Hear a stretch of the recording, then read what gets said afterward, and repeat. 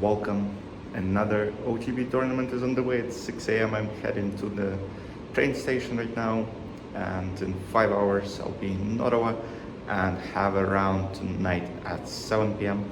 I woke up at 4:50, so I'm not sure if it will have any influence on my game tonight, but we'll see. Let's get to the... I've arrived to the destination! It's still cold. It's Canada. Let me show you. I can't show you the playing hall. I can't reverse the camera, but I am in a different city. But I'll show you what the playing hall looks like in a second. That's the place where I'm gonna be playing my zone DC2, and I'll show you all the chessboards. I gotta bring my own clocks, guys. That's terrible. Let's go.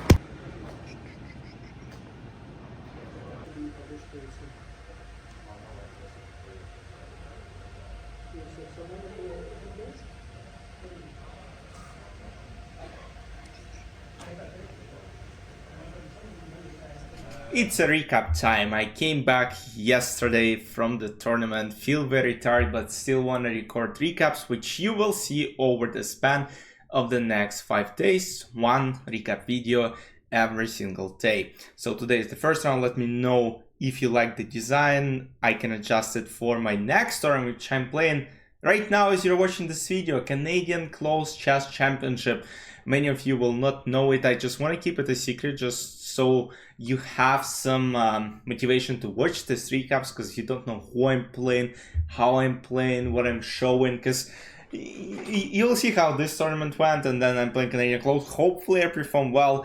As you're watching, I probably played maybe half of the tournament, so it's going to be an exciting event. But let's start with the first round of Gatineau Open 2025.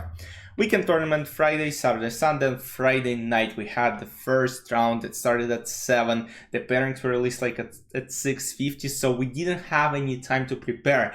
And everybody's coming fresh. In the first round, it's usually very hard, no matter who you're playing against, because everybody's fresh, everybody's ready to fight, nobody has this feeling of tilt. So in the first round, I was playing against Mathieu Duval. He's 1900 federated player, he's still a kid, I guess he's like 14, 15 years old.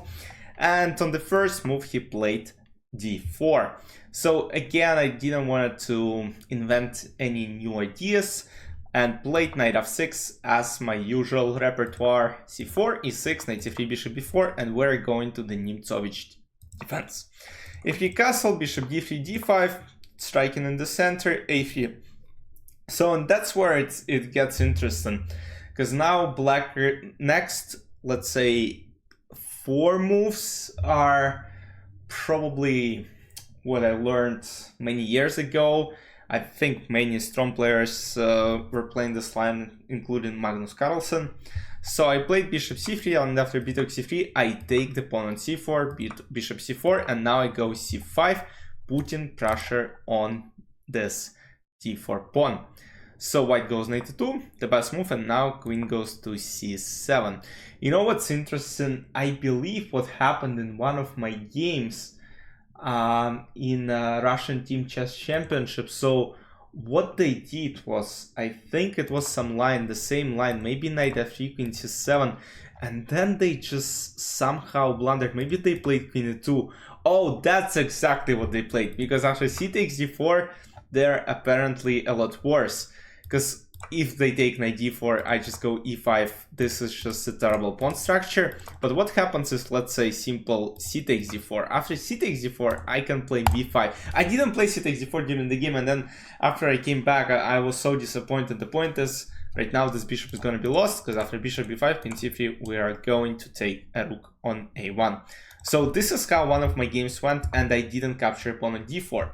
In this game, this knight goes to e2, and this move kinda, it's not better than knight f3, but knight e2 kinda prevents these ideas for black. So I went queen c7, bishop a2, b6, castle, and now I didn't play the main move here, because at this point I just know general idea how to play here. But yeah, of course, after the game I checked all my lines. Apparently the best move I should have played is bishop a6, trying to fight for c4 square, but instead I go rook d8, trying to put extra pressure on d file, maybe play e5. So there are a lot of ideas which we'll see during the game. So my plan is of course to play e5. What I was always calculating here is what if white just play f3. Yeah, I still can play bishop a6, and now e4 is not really working due to c takes d4, c takes d4, and bishop e2, and there is a lot of I mean, I just take the pawn on d4. There is nothing white can do. So he goes knight f3, which looks logical, but again, I don't know, like, I just didn't like f3.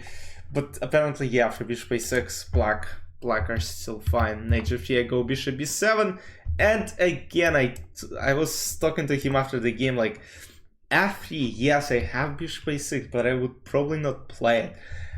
But you already moved your bishop to b7, like I didn't want to push this way, and I was calculating something like knight c6, but there's even not a4, queen e2, and trying to prepare e4, maybe play bishop b2, something like c4. Yeah, I have some pressure on d4, but still it's not something critical. So bishop goes to b2. My position at this point is slightly worse, I would say. It's I just try to play against these bishops. If I'm able to lock one of this, it will be extremely complicated to play for white. So I go knight c6. My idea and my plan is, of course, to go knight a5, and then I'll go bishop a6, bishop c4, and try to trade this bishop and get my knight to c4.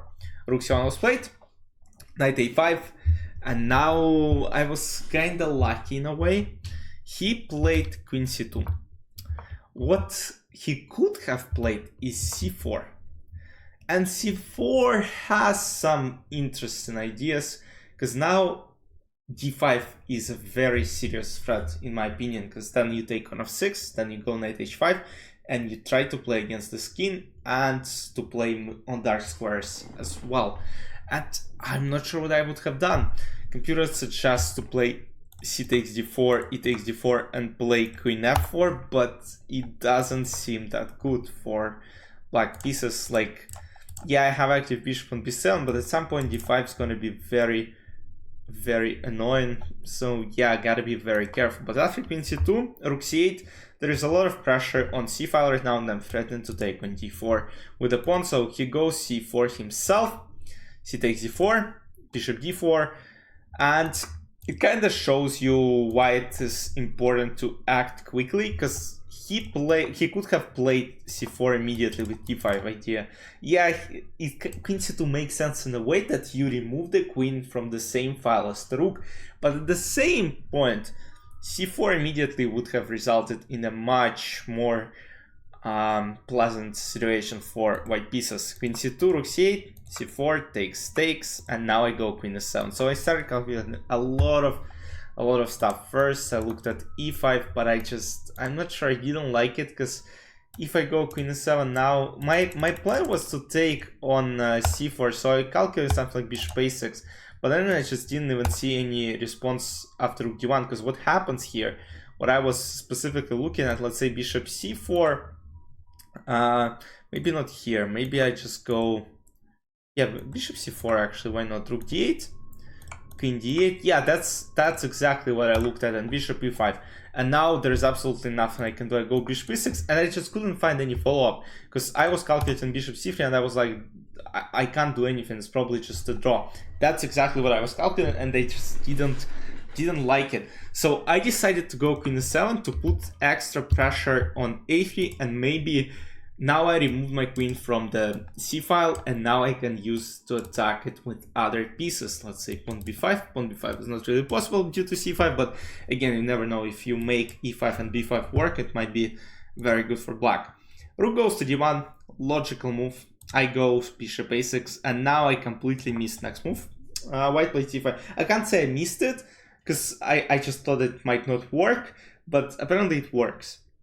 And I actually, yeah, I just played bishop a6, and after c5 I realized that, so what happens? Let's see. So what I played during the game is, let's say, the best option, apparently according to computer. What I was calculating initially, let's say b takes c5, what I initially thought. So bishop c3 is a strong move, but I don't think he calculated, actually, yeah, he mentioned something like bishop c3 after the game. or bishop f6 is what he actually was calculating as well. But what I saw specifically is bishop c5 and there's a draw. Because it looks like white just give up a piece, but after rook d1, queen d1, I can take, obviously, rook c5, queen c5, queen d8, it looks like background checkmate, but now I can protect. But there is queen a5, and now there is a lot of pressure on this a file. And yeah, I thought I might put some tricks after queen d6, but again, you can't really do anything. Also, I was calculating something alone. So there were some lines after c5 where I thought I might trade more pieces of the board, and we would get basically the position without these knights on the board and just with bishops. I'm not sure. Oh, I'll show you. So yeah, I played knight d7, and now after knight d4 I calculated b takes c5 as again. So what happens here is I thought knight c5 is probably best. Knight c5 apparently loses to d5, bishop c5, and this loses as well. Oh, I should have probably tried to trick him that way, but bishop c3, and now the best move is knight b7, and now there is a lot of pressure after queen a4. This is something that I calculated as well, but yeah, as soon as I allow this, I mean, computer suggests knight b8, but you don't really want to play with these pieces on the board, so it was no choice. I played e5, and I went for a very forcing line, which resulted in an interesting endgame position. So he played knight d6. Now he's threatening to take on f7, and he's threatening to take the rook on c8. What I did is I initially, because I spent a bunch of time analyzing knight d7, because I saw knight d4, which is best, and then I tried to calculate e5, knight d6, queen d6. Takes rook c2, and I basically get two pieces for the rook, but I just tried to evaluate this correctly, because imagine if I go to the endgame where, yeah, I have two pieces, but what if this d6 pawn ends up being the key factor? And I calculated it, I liked it, and I was like, why not? He takes d6, rook c2 takes, and what I discussed after the game with him, what if he just goes e takes d4? Because once he played rook d4, I played knight c5 blocking the c file, but what happened was I missed some tactics as well after that. So now he at least has some pressure on e7 and c7, potentially like rook c7, then rook e1, rook e7, and try to play on the 7th rank. I thought, yeah, knight b7 maybe, rook c7, knight d6, rook a7, bishop b7 is hard move to make, because if I go somewhere, let's say bishop e2, I think I'm just losing the game. Not losing, but yeah, now it's equal. And again, guys, unpleasant, very, very unpleasant position. So I go knight c5, blocking the c file from the rook on c2, and now h4 is what happened on the board. And I didn't quite realize what the idea was. The idea of h4 is what I actually missed, because I played king f8. And now he found the best move. So the idea of h4 is actually to prevent the background checkmate. So what would have happened is rook c5, b takes c5, rook a4, and now it looks like white take one of the pieces back. What happens is I can play rook d6, and now it turns out that last rank weakness is very important. And after h4, I can simply go knight b7, and I save my piece, and I'm just a piece up in the endgame. So I played king f8, and I didn't even think of what might happen. Just I could play bishop c8, keeping all material on the board. Played king f8 after rook c5. I was like, man, and rook c5 he offered me a draw. So, and I started calculating. I had less. I'm not sure if I had less time. Probably maybe less time a little bit, but I started calculating what tricks do I have, and I found one. And I want you to actually try and find deep in the calculation some lines, because the only one I saw is surprisingly it's still equal, as you might see by looking at the evil bar.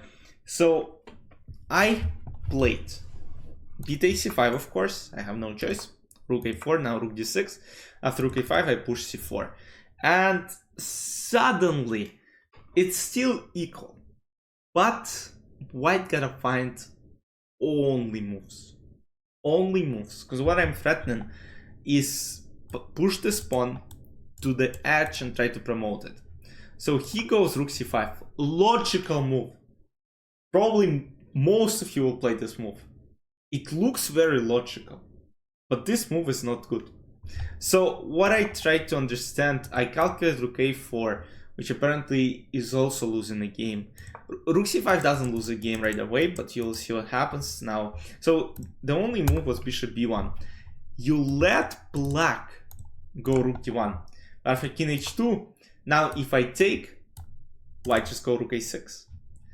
And if I do something else, there is just bishop h7, which is insane. g6, and apparently we are going to the endgame where actually I'm not a piece up. Wait, takes, rook c7, bishop f7. I'm just trying to understand what's really happening here.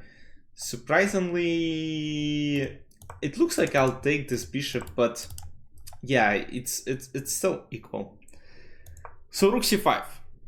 At first looks like a very logical move, but now I play rook d2, and now it turns out that let's say bishop b1, I go rook d1 and I take a piece, and if he goes rook c6 trying to chase my bishop, I simply went for bishop b7. I could take on a2 immediately. I decided to kind of play bishop b7 first, and he played rook c4, giving up a piece on a2. So at this point I kind of knew that I took, and what happened was he resigned here. So you probably ask, why not take the bishop? Just not take the bishop, but play rook c7. So the point is, of course that would be his best chance. I'm not sure why he specifically decided to sacrifice. He mentioned after the game that he thought he's gonna take a pawn, but it just doesn't work. So rook a2, rook b7, and I would have played c3. Rook c7, this, and took the pawn. And it is very hard to defend this endgame, since my plan is basically to go a5, a4, rook b3, a3, a2, and one of these pawns will eventually promote. Computer doesn't give black like a winning advantage. I'm not sure if you can see the evaluation. It says 1.1 for black. So anything could still happen, but he decided to capture on c4, and after bishop c6, I won the first round game. And after the first day, 1 out of 1. Great start. It's usually, you know, it feels nice because some people actually couldn't win on the first day. Some lost. Some even grandmasters couldn't win. Like 2500 gems had some problems against 2000 FIDE rated players.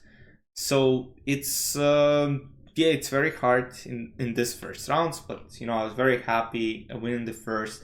Might have a good opponent in the second round, but that's it for today. I'll see you in the recap of round number 2 tomorrow. Stay tuned, and don't forget to like, subscribe if you enjoyed the recap. I'll see you very soon. Bye bye.